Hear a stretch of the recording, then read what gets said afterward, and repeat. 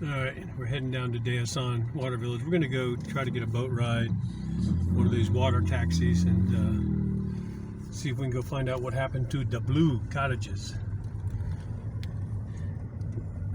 This place is pretty bad. These trees are all still dying, the ones that got their tops knocked off. It's just pretty bad down here. But I see the woodcutters already out there sawing up, you know they mill in the Philippines, they mill the wood right there on the spot with chainsaws. The guy can do it by hand, almost as good as a regular, one of those mobile, what do you call that, wood mills. So they're out there working like crazy. Those guys are going to be busy for a long time. Yeah, you can see things that you can never see before with the trees all down. Little villages and places over here. I've never seen that before. But this is right on the water. Once we get down this little hill here. So here's actually Day-Asan, the port, where all the fishermen and all the water taxis are. And this is almost getting close to 3 weeks. That's their brand new pavilion they built. Got all beat up. This is always a problem, parking here. It looks like there's... Well, we're just told by the parking lot attendant that there are no taxi pump boat drivers available, I guess. Since when? Well, the parking lot attendant said he doesn't know why there's no taxis, but it doesn't make any sense. Isa thinks they're all busy rebuilding their houses, which makes a little more sense. I don't know what it is. We're going to go see if we can talk to somebody that might know what's happening. I don't know how bad the wind is. It's pretty windy. I don't know how bad it is on the camera, but anyway, here's one pump boat arriving. Maybe we can get them to give us a ride. I don't know. We'll have to see. Come on. All right, as usual in the Philippines, you get conflicting answers from different people. So the taxis are running. I don't know why we were told they weren't, but that's used to be our regular taxi driver till we built our own boat, Julie. So he's going to take us around. All right, Julie, you ready to go? Yeah, so as I was saying, you never know what's going on. That's why when the guy first said there's no taxis, I was just ready to leave, and I'm like, you got to keep asking. So anyway, Julie's going to take us around, show us what used to be the blue cottages, and also go by our fish cage and see what they're doing there. So we'll just take anything that I find interesting on the video.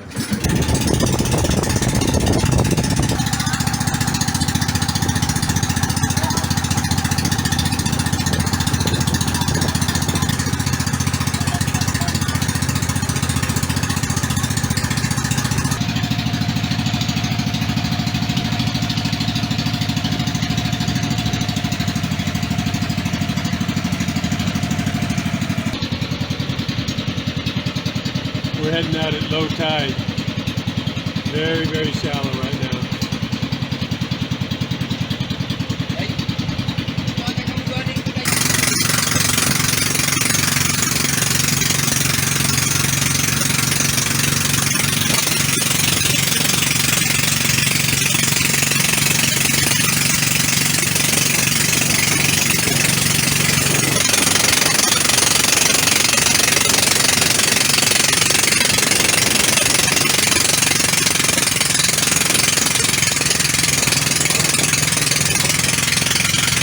These are all the former resorts. They were quite beautiful.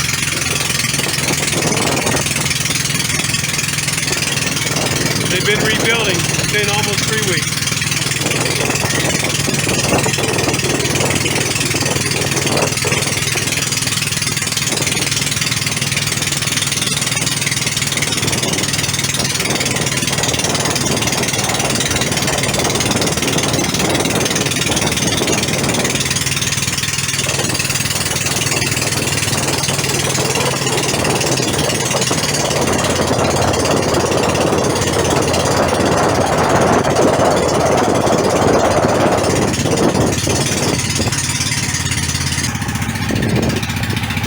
what's left of the blue cottages. Right there, that blue flag. It's all blown out into the middle of the waterway. It was, oh there it is, that blue roof was part of it, right?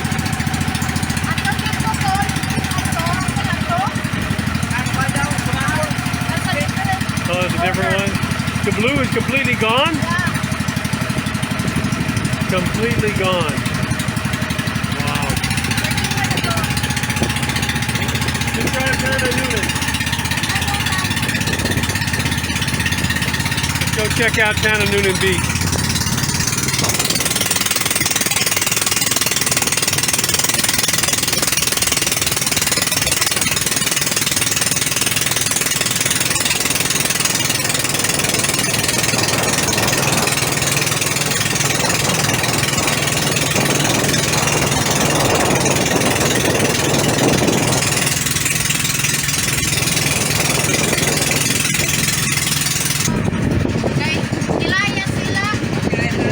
We're gonna go have a chat, maybe see if James Musselwhite is here. His wife, we see. Have a chat with them. See if they. I don't think they stayed here during the storm. Maybe it's a video. It's totally destroyed all the cottages.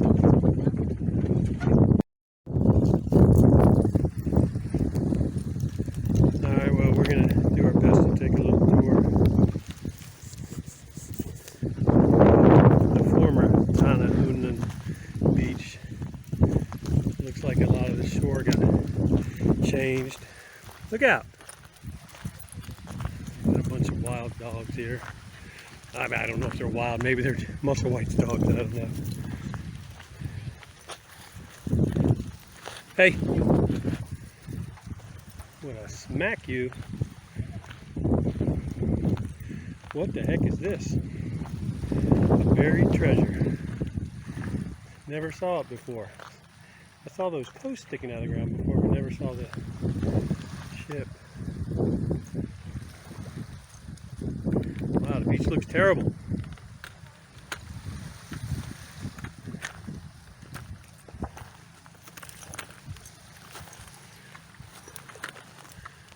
Oh, this was their whole business.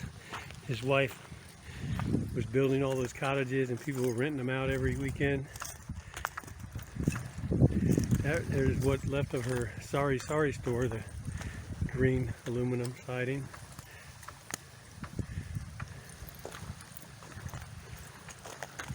The beach is just big rocks now and crushed up coral. That tree fell over. Oh, several of the big trees fell over.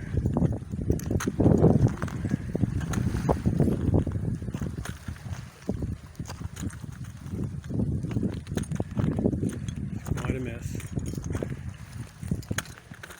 Looks like James and his wife abandoned the place, huh? They haven't done anything. Well, it wasn't theirs to begin with. It was the former mayor or somebody who owns this land. They were just caretaking it for him. Let me go talk to these people, whoever they are, and see what's going on. All right, well, this is someone related to James' family, and I guess they're here living and cleaned up. James has moved to a different island. It's just totally destroyed, so they're back on where they have a farm somewhere, and I think that's where they're staying, but they've seen it, and I guess they were too happy about the possibilities, so they're moving on. But at least they were safe. They didn't stay on this island. They stayed inland a little bit, so they were safe. All right, James, we'll see you another time. We heard a rumor, this is the Blue, which is totally blown away, that cottage resort. We heard that also their nets got blown away and all their lobster got away. And then we heard also rumors, so we don't know if it's true, that people found them and were selling them and making lots of money because he had some big lobsters in that place.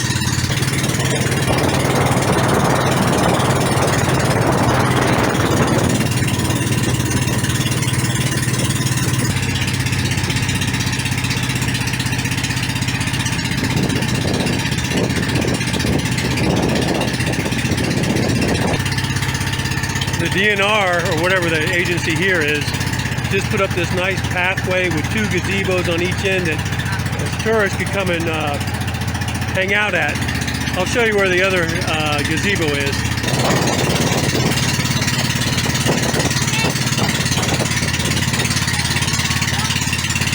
There's the gazebo from that walkway. I guess it got dislodged from the walkway and from the pillars that it had is now blocking our canal. I don't even know if we can get through there. I gotta tell you, Julie is one heck of a pump boat driver. I never would have thought we could have squeezed through there. That's amazing. Good job, Julie. Here we are in the new rising of the Browns Oasis.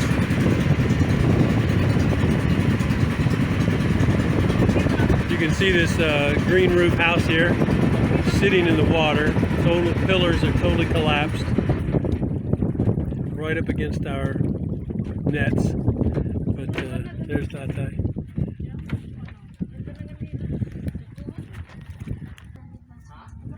There's our pump boat totally sunk in the water.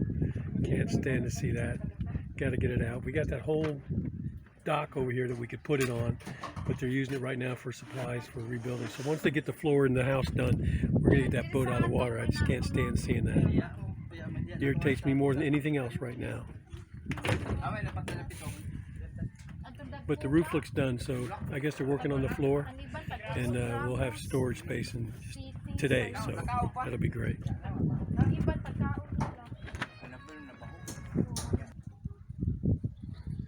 Here's that family, has like 5 girls, 4 or 5 boys in the family, little kids.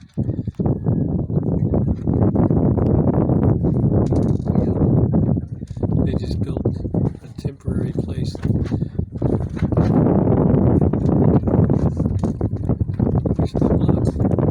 We're gonna go by your house, Julie? We're gonna go look at your house? Yeah? Alright. This is the shortcut from our fish cage to the dock at Day-Asan. And this is where Julie's house is. So we're going to take a look at it. There's Julie's house where he runs his taxi business out of. He's got several boats. He's already rebuilt this. Remember, it's 3 weeks. And so he's rebuilt that little portion out of the used material. And he's living in that. He used to have a pretty big house. If you look on some of my older videos, you'll see it.